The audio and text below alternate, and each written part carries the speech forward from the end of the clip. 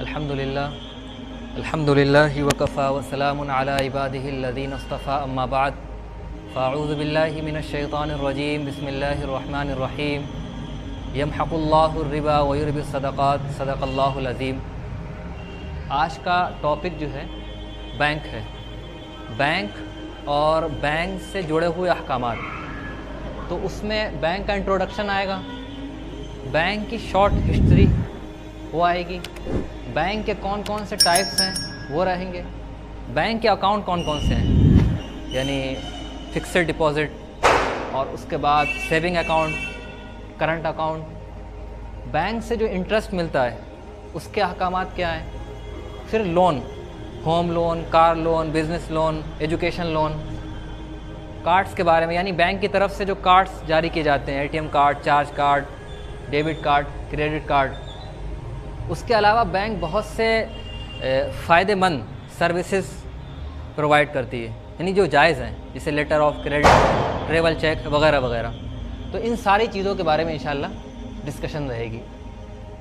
Next, اچھا یہ bank ہے کیا؟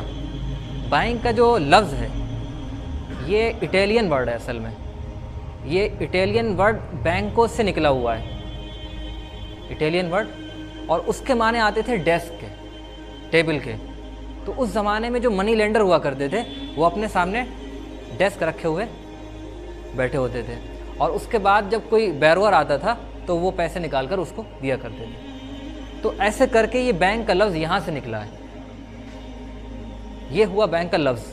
اور بینک کی ڈیفینیشن کیا ہے وہ تو آپ لوگ جانتے ہی ہیں کہ بینک ایک ایسا انسٹیٹیوشن ہے جو ایک تو کام یہ کرتا ہے کہ پبلک سے ڈپازٹ ایکسیپٹ کرتا ہے اور ان کی حفاظت کرتا ہے، اور اس پر ان کو کچھ انٹرسٹ بھی دیتا ہے، اور اس کے بعد اس ڈپازٹ کو آگے قرض پر دیتا ہے کمپنیز کو، بزنس مین کو، اور ان سے انٹرسٹ وصول کرتا ہے۔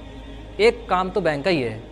دوسرا یہ ہے کہ بینک جو ہے وہ بہت سی فائنانشیل سروسز پرووائڈ کرتا ہے، جیسے ایکسچینج آف منی، جیسے لیٹر آف کریڈٹ، اور اس کے علاوہ بہت سی جو ہے فائنانشیل سروسز پرووائڈ کرتا ہے۔ تو یہ بینک کا انٹروڈکشن ہے، ٹھیک ہے۔ بینک کی ہسٹری، یہ بینک آیا کہاں سے؟ نیکسٹ، اچھا اب آپ ہسٹری میں جب پیچھے جائیں گے تو جتنا پیچھے جاتے جائیں گے تو آپ کو وہ ملے گا کہ پہلے بارٹر سسٹم تھا۔ بارٹر سسٹم میں یہی ہوتا تھا کہ ایک طرف سامان ہے اور دوسری طرف بھی سامان ہے۔ میں نے آلو دیا اور مجھے ضرورت تھی گیہوں کی، سامنے والے نے مجھے گیہوں دے دیا۔ پہلے اسی طرح سے معاملات ہوا کرتے تھے، لیکن اس میں پیچیدگیاں بہت ہیں۔ جیسے مثال کے طور پر مجھے آلو چاہیے، میں آپ کے پاس گیا آپ کے کھیت میں آلو لینے کے لیے، لیکن سامنے والے کو جو چیز چاہیے وہ میرے پاس نہیں ہے، تو دقت پیش آئے گی۔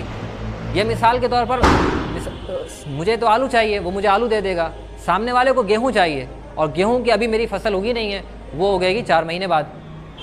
تو اس میں بہت سی دقتیں پیش آتی تھیں۔ تو اس کے لیے انسانوں نے آگے منی وہ انوینٹ کی، اور منی جو ہے وہ مختلف شکلوں میں، یعنی اس ٹائم تو پیپر کرنسی ہے، اور اس سے پہلے گولڈ اور سلور رہا، اور اس سے پہلے منی یعنی جو ایکسچینج کے لیے ٹول کے طور پر یوز کی جائے، تو وہ الگ الگ چیزیں رہی ہیں، ٹھیک ہے۔ حضور صلی اللہ علیہ وسلم کے زمانے میں ہم دیکھتے ہیں ایک تو بارٹر سسٹم تھا، اور اسی وجہ سے آپ لوگوں نے وہ حدیثیں پڑھیں کہ حضور نے فرمایا کہ اگر سونے کی بے سونے کے ساتھ کی جائے، چاندی کی چاندی کے ساتھ کیا جائے، جو کی کھجور کی انٹرچینج کیا جائے تو اس کے احکامات یہ ہوں گے۔ تو اس زمانے کے اندر بارٹر سسٹم تھا۔ اور دوسری چیز تھی گولڈ اور سلور، یہ اس زمانے کے اندر کرنسی تھی، یعنی جو اس ٹائم کی کرنسی چلتی تھی اس کو درہم اور دینار بولتے تھے۔ درہم سونے کے سکے کو کہتے تھے اور دینار چاندی کے سکے کو کہتے تھے۔ اور جو نصاب بیان کیا گیا ہے زکوٰۃ کا وہ اسی کے حساب سے بیان کیا گیا ہے، 200 درہم چاندی یہ نصاب ہے، اور 20 دینار یہ سونے میں یہ نصاب ہے۔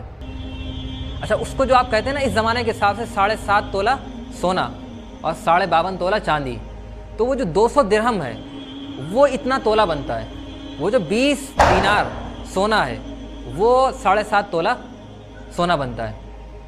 اچھا ایک بات اور ہے کہ میں نے زکوٰۃ کے ٹاپک میں بتایا بھی تھا کہ یہ تولہ ہے، اس کو بھی سمجھنے کا ہے کہ یہ تولہ اس زمانے کے لحاظ سے بیان ہو رہا ہے جب تولہ 12 گرام کا بیان کیا جاتا تھا، اور اب تولہ جو ہے وہ 10 گرام کا چل رہا ہے۔ تو اس وجہ سے اگر سونے کا نصاب بیان کرنا ہو یا چاندی کا نصاب بیان کرنا ہو تو پھر گرام کے حساب سے آپ بیان کریں۔ سونے میں 87 گرام 48 ملی گرام اور چاندی میں 612 گرام بنے گا تقریباً، ٹھیک ہے۔ اچھا، اب یعنی حضور صلی اللہ علیہ وسلم کے زمانے میں یہ چیز چل رہی ہے، سونا اور چاندی۔ پھر بعد کے زمانے کے اندر جو ہے پیپر منی، یعنی بینک کی اگر آپ ہسٹری جانیں گے تو وہ بہت کچھ جڑی ہوئی ہے پیپر منی کے ساتھ۔ اس زمانے کے اندر جو ہمارے پاس کرنسی ہے وہ ایکویلنٹ ہے کس کے؟ سونے کے۔ تو اب ایک مسئلہ اس زمانے میں یہ چھڑتا ہے کہ اگر بھئی کسی کے پاس 52.5 تولہ چاندی ہے تو وہ اس کی زکوٰۃ نکال دے گا، 7.5 تولہ سونا ہے وہ اس کی زکوٰۃ نکال دے گا۔ اگر کرنسی ہے تو وہ کرنسی کتنی ہونا چاہیے؟ تو اس میں اسکالرز کے درمیان ایک اختلافی مسئلہ ہے۔ میجورٹی آف اسکالرز یہ کہتے ہیں کہ چاندی کو جو ہے معیار بنا کے اس کے حساب سے زکوٰۃ نکالیں گے، لیکن اگر آپ دیکھیں گے زیادہ جو بات اپیل کرتی ہے اسکالرز کی وہ یہ کرتی ہے کہ سونے کو نصاب بنایا جائے، کیونکہ کرنسی یہ ایکویلنٹ ہے سونے کے، اور چاندی جو ہے وہ بہت زیادہ نیچے جا چکی ہے۔ اچھا، حدیث کے اندر جو اور نصاب بیان کیے گئے ہیں، جیسے سونے کا نصاب بیان کیا گیا ہے، چاندی کا نصاب بیان کیا گیا ہے، اسی کے ساتھ ساتھ اونٹ کا نصاب بیان کیا گیا ہے، 5 اونٹ، یا گائے بیل کا نصاب بیان کیا گیا ہے، یا بکریوں کا نصاب بیان کیا گیا ہے۔ تو ان سارے نصاب میں آپ دیکھیں گے کہ اچھی خاصی، یعنی اگر کسی آدمی کے پاس 5 اونٹ ہیں تو اچھا خاصا وہ مالک ہے، یا 40 گائے بیل ہیں تو اچھی خاصی وہ آپ کے لیے رائس اسٹوک کا مالک ہے، یا 120 بکریاں ہیں اچھا خاصا مالک ہے۔ تو ان ساری چیزوں کو اگر آپ سامنے رکھیں گے تو ان کا جو مالک ہوگا وہ مالدار شمار ہوگا، لیکن اگر کسی آدمی کے پاس چاندی ہے 52.5 تولہ، ظاہر ہے وہ مالدار شمار نہیں ہوگا۔ تو اور جو دوسرے نصاب ہیں ان کو سامنے رکھتے ہوئے علماء بھی یہی کہتے ہیں کہ آپ جو ہے سونے کا نصاب، کرنسی کو سونے کے حساب سے زکوٰۃ نکالیے، اور یہ بات زیادہ ٹھیک بیٹھتی ہے۔ اچھا، اب حضور صلی اللہ علیہ وسلم کے زمانے میں یہ رہا۔ اس کے بعد کے زمانے میں ہم یہ دیکھتے ہیں کہ سونا جو استعمال ہو رہا ہے ایز اے منی کے طور پر، تو اس میں بھی دقتیں پیش آتی تھیں۔ اب جیسے مثال کے طور پر ہمیں کوئی چیز خریدنا ہے، آپ سے کوئی چیز خریدنا ہے، تو جو چیز خریدنا ہے وہ کم دام کی ہے اور سونا میرے پاس جو سکہ ہے وہ زیادہ، اب اس کو توڑ کے دیں، تو اس میں بہت سی دقتیں پیش آتی تھیں۔ ایک تو یہ دقت پیش آ رہی تھی، دوسری چیز یہ تھی سونے کی حفاظت کا ایک مستقل مسئلہ تھا، یعنی سونے کو محفوظ کرنا یہ ایک مسئلہ تھا۔ سونے کو یعنی آدمی سفر کر رہا ہے، کہیں جا رہا ہے تو سونے کو لے کر جانا یہ ایک مسئلہ تھا، تو حفاظت ایک مستقل مسئلہ تھا۔ تو حفاظت کے لیے لوگ، آپ لوگوں نے سنا بھی ہوگا کہ لوگ زمین کے اندر گاڑ دیا کرتے تھے سونے کو، اور اس زمانے کے اندر بھی کسی مکان کی کھدائی ہو رہی ہوتی ہے تو لوگ تلاش میں رہتے ہیں کہ کہیں ملیا نکل آئے، تو وہ یہی ہوتا تھا۔ اچھا، اس چیز کا ذکر قرآن میں بھی آیا، جہاں موسیٰ علیہ السلام کا اور خضر علیہ السلام کی سٹوری ہے، وہاں یہ ذکر آیا کہ ایک جگہ وہ گئے اور ایک دیوار جو ہے وہ گرنے جا رہی تھی، تو حضرت خضر علیہ السلام نے اس کو سیدھا کر دیا۔ اس کے نیچے جو ہے وہ خزانہ چھپا ہوا تھا، ان کے والد نے اس کو چھپا کے رکھا تھا۔ یعنی پہلے لوگ جو ہے اس طرح سے اپنے مال کی، اپنے خزانے کی حفاظت کیا کرتے تھے۔ تو بہرحال لوگوں کے سامنے جو ہے وہ سونے کی حفاظت کا مسئلہ تھا، تو انہوں نے اس مسئلے کا حل یہ نکالا کہ جو سونار ہوتے تھے وہ سونار کے پاس اپنا سونا لے جا کر رکھ دیا کرتے تھے، ٹھیک، اور سونار جو ہے وہ ان کو ایک سلپ دے دیا کرتے تھے، یا آپ کہہ لیجیے سرٹیفکیٹ دے دیا کرتے تھے۔ وہ سلپ لے آئے، سرٹیفکیٹ لے آئے، اب ان کو کوئی ٹرانزیکشن کرنا ہے، کچھ خریدنا ہے، کچھ بیچنا ہے، تو بجائے اس کے کہ وہ سونا لے کر آئیں پھر معاملہ کریں، وہ اسی سلپ کو اور اسی سرٹیفکیٹ کو آگے چلانے لگے۔ اچھا، وہ جو سونار تھے، وہ جو لوگوں کے سونے کو حفاظت کے لیے رکھ رہے تھے، وہ اس کا چارج وصول کر رہے تھے۔ اچھا، اب انہوں نے یہ دیکھا کہ لوگ جو ہے وہ سلپ سے کام چلا رہے ہیں، وہ جو ایک رسید بنا کر دے رہے ہیں اسی سے جو ہے معاملات کر لے رہے ہیں، اور سونا جو ہے میرے پاس ویسے کے ویسے رکھا ہوا ہے۔ تو انہوں نے اس سونے کو آگے قرض پر دینا شروع کر دیا۔ اب دیکھو ڈبل پیسے کما رہے ہیں، ایک طرف تو ان کی امانتوں کی حفاظت کر رہے ہیں اور ان سے معاوضہ لے رہے ہیں، اور دوسری طرف انہیں، کیونکہ وہ نکلوایا نہیں جا رہا ہے، اگر 100 گرام سونا رکھوایا گیا تو 10 گرام نکلوایا جا رہا ہے، تو 90 گرام رکھا ہوا ہے، تو انہوں نے اب اس 90 گرام کو آگے قرض پر دینا شروع کر دیا۔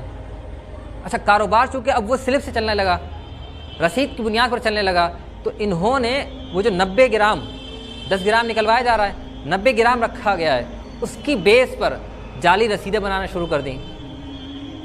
تو ایسے کر کے جو ہے یہ پیپر کرنسی کا آغاز ہوا ہے، اور اسی سے جو ہے بینک۔ تو پیپر کرنسی کے بارے میں کہا جاتا ہے کہ سب سے پہلے جو پیپر کرنسی کو انوینٹ کیا ہے وہ چائنا کا ایک کنگ تھا، قبلائی خان، اس نے ایجاد کیا تھا۔